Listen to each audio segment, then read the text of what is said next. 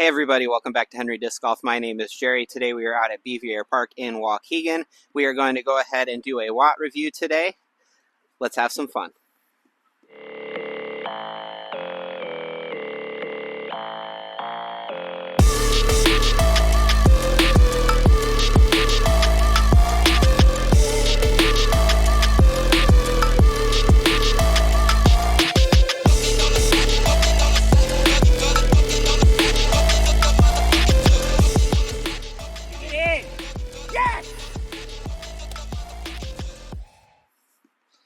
All right, here we are on hole number one. Hole number one is a 190-foot par 3. We have a Neutron Watt that we are going to be testing today. We're going to go ahead and try to put it on a little Annie, see if it just winds up holding over. The stats on it are 250.5.5.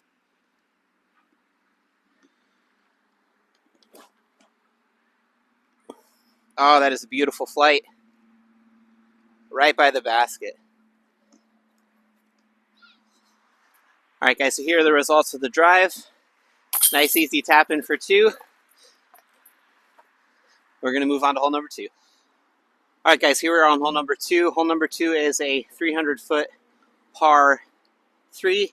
It is basically straight ahead. I'm only going to be doing 9 holes to review this. Thank you to Jason for allowing me to use the disc. It is his. So we're going to go ahead and throw this one. Just try to put it out flat and straight. See if we can get it down there pretty good. Oh, I wound up pulling that over. All right, guys, this is where the Watt wound up. I wound up pulling it over quite a bit, so I definitely wasn't super happy with the way I threw it, but it was in me and making a mistake. But here we are looking at about, probably say about 115-foot upshot. Just going to see if we can put it on a little bit of hyzer and put it right by the basket. That should do. All right, so here are the results of the upshot. We're probably looking at about a 10-footer here. Tap it in for a par. We'll move on to hole number 3. All right, guys, here we are on hole number 3. Hole number 3 is a 253-foot par 3, basically straight ahead. I'm going to take the Watt here, try to put it on a little bit of hyzer. We do have kind of a little bit of a headwind here. Put it on a little bit of hyzer and see if we can go ahead and get it to get down to the tree, probably in the middle there, maybe a little bit past it.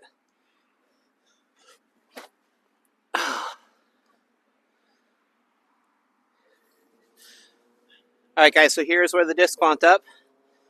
We did wind up, like I said, throwing it basically straight into the ground. Anytime I've put in a little bit of power on the disc so far, it's done that. So we're going to try to give this one a nice little floaty bit at the basket, see if we can go ahead and get it up there. A little bit pass. Good throw. All right, guys, here are the results of that upshot. Again, another 10-footer here. Pretty easy tap in for par.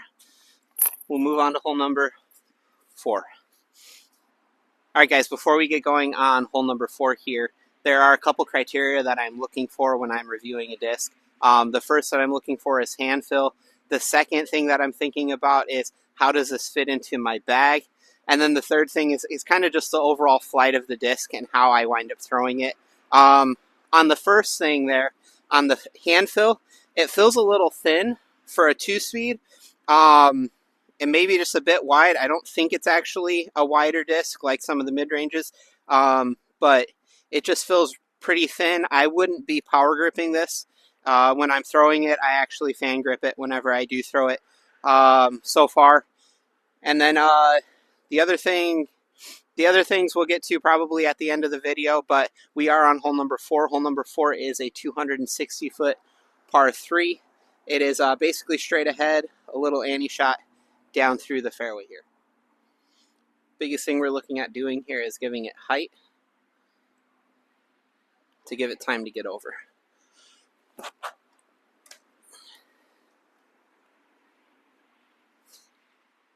Too much height. Alright guys, here are the results of the throw. I did wind up giving it just a little bit too much height. It did wind up catching the branches. So we're left here probably with about a 150-foot upshot here. We're just going to try to make sure that we give it height so we can get it to the basket, not throw it right into the ground. Just throw it smooth.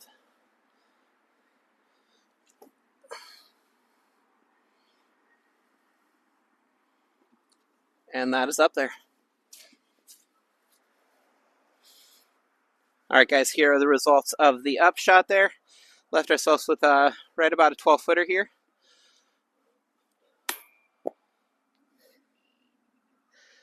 And we ding it. Taking a bogey. Alright guys, welcome to hole number 5. Hole number 5 is a 260-foot par 3. Kind of have a low ceiling with the tree in the middle there. Basically, we're just trying to throw a straight shot down through there. Of course, we're going with the Watt. Let's try to see if we can give it the proper amount of height. See if we can get it to glide down to the basket.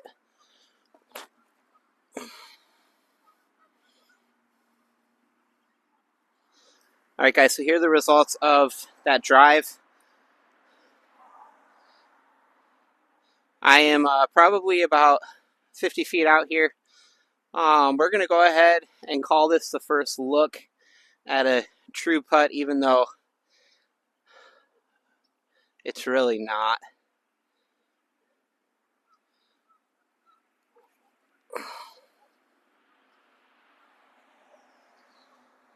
Alright, that was decent.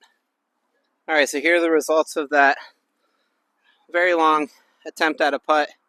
Probably left here with about a 15-footer. Maybe a touch further than that. We're going to try to see if we can put this in for a par. There it is. Alright guys, welcome to hole number 6. Hole number 6 is a 230-foot par 3. Basically straight ahead. You do have a couple trees to miss. We're going to go ahead and take the Watt. Try to throw it nice and straight. See if we can beat the trees, put it up by the basket.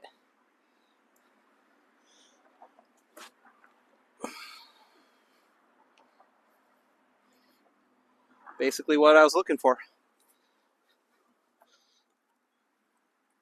Alright guys, here are the results of the drive. We are looking here at about 22 footer after that pretty decent drive. See if we can put it in the basket.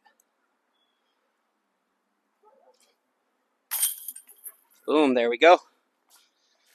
Alright guys, here we are on hole number 7. Hole number 7 is a 216-foot par 3. Basically straight ahead.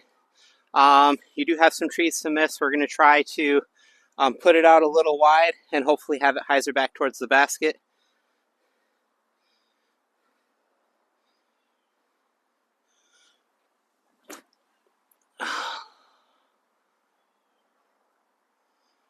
I did wind up pulling that one a little bit too wide and then it just dropped down.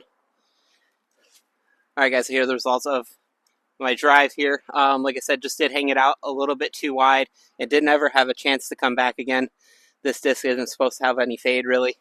Along with that, not really much turn either. So it's one of those things. Just so I have a record of me trying to throw this sidearm at least once, we're going to go ahead and give this a little sidearm run at the basket here, see if we can try to ring it up. Definitely did not like coming out of my hand that easy. It was really soft. Alright guys, so I just babied that upshot, but we have an easy tap in for 3. Moving on to hole number 8. Alright guys, here we are on hole number 8. Hole number 8 is a 178-foot par 3. Basically, it's kind of straight ahead. You do have a couple of trees to miss, so we're going to go ahead and try to put this on a little bit of a flex line. Just have it flex through the trees and hopefully wind up down by the basket.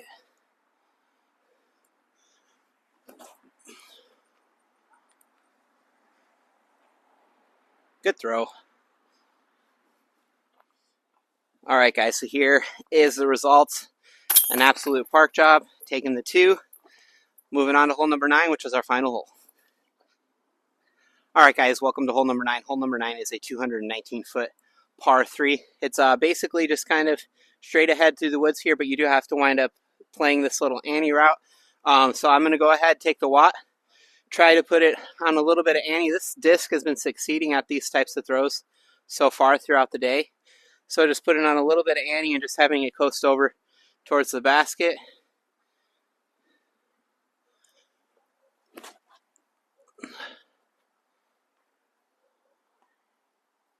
That's actually probably a little bit deep of the basket, but that should be pretty good.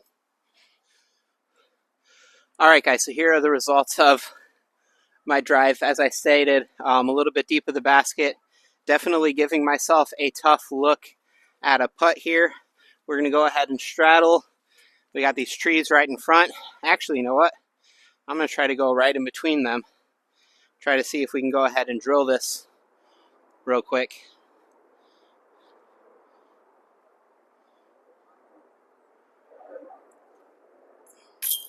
Ooh!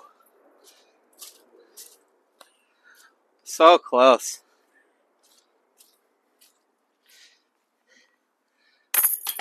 Tapping in for par.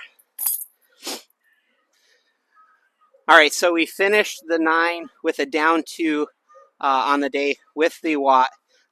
Basically, from what I was finding with the Watt is that if you wind up putting a little bit too much power on it, it definitely wanted to try to turn over a little bit hard. For me, also, when I would put a little bit of power on it, I actually got it to come out of my hand 2 nose down, and it would go straight into the ground. Definitely seen that on a couple holes.